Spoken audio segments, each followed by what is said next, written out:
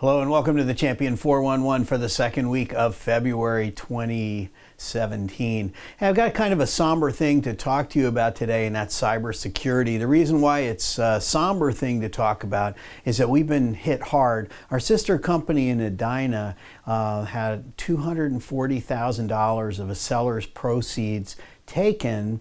The seller had been hacked. The seller got wiring instructions that they thought were from a title company, not our title company outside, but they got that and they responded to that. And what happened was $240,000 ended up in the third world somewhere, and it's gone forever for that seller. Now, they're mad at everybody. The FBI's brought in. There's all kinds of things happening. The problem is, we don't have insurance. In particular, we don't have insurance for somebody else's loss. Somebody else does something. That would be just as kind of crazy as if your next door neighbor crashed their car and we're looking to you for the insurance because you live near them. So we don't have insurance to help our sellers if they do something dumb, or to help our buyers if they do something dumb. So we have to be careful. We also don't have insurance for ourselves. You can't get insurance for if you're stupid and you let people into your computer and they steal everything.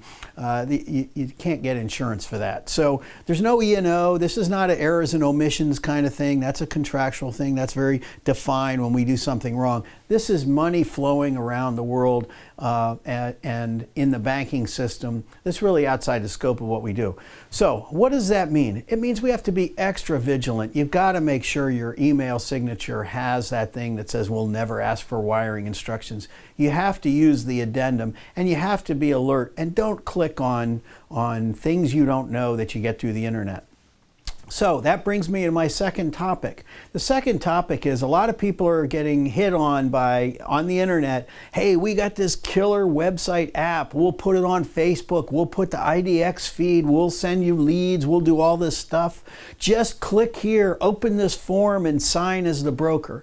Well, people are forwarding those to me. Hey, sign me up. I want to go on this, cheeseball website I've never heard of before. You just have to open this file.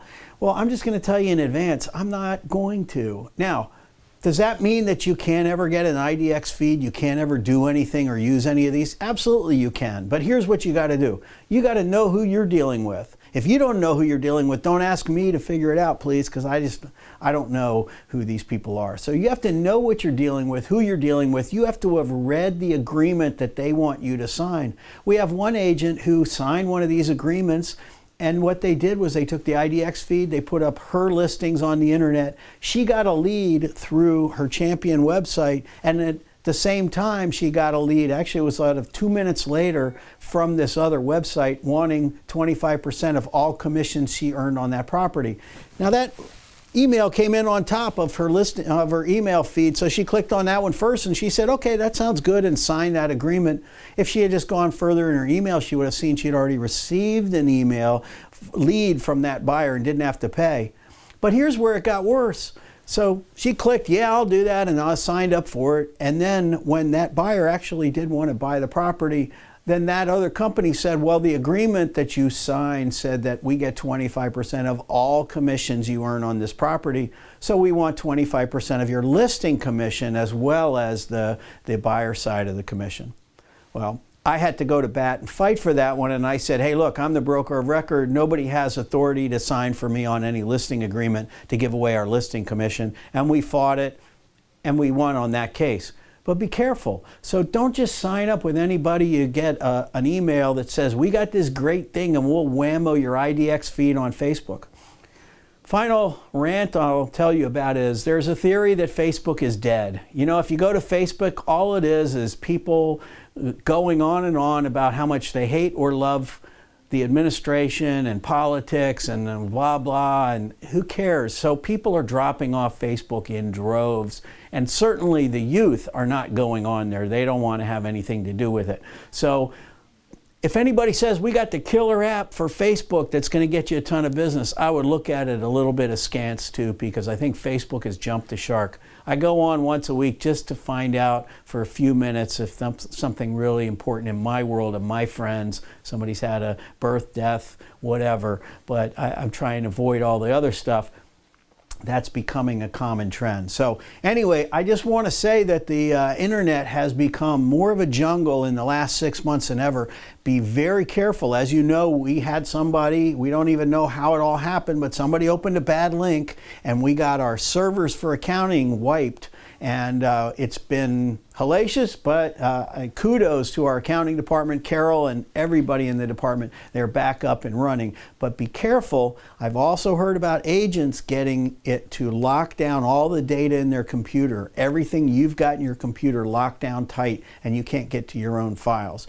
So we've got security in place on SkySlope. We have security in place with the mortgage company, with the title company. If you use our title company, they open up a secure portal that requires additional certification to make sure that the person entering data is correct. So that's becoming more and more of a problem and more of a thing. But definitely when it comes to wiring instructions, do it by voice, talking to somebody. You recognize their voice over the telephone and get those numbers. Don't take an email. I wouldn't even take a fax anymore. I want to talk to people. We really should get back to talking to people. All right, well, that's enough of a rant. The video I've got, click up here. It's about cybersecurity. It's a little cartoon. It's a real case, happened in California. And a couple lost $650,000, all the money that they were using for down payment closing to buy and actually purchase price to buy their new house after selling another property, and they just wired it out of the country stupidly. And you know what? There's nobody there to make it right for them. The FBI can't. They say they're getting 3 a day in Southern California alone. Money is flying out of the country, and that's why they're doing it, because they're successful at it. Don't get caught. That's the 411. Let's all get out there and sell. If I can help, give me a call.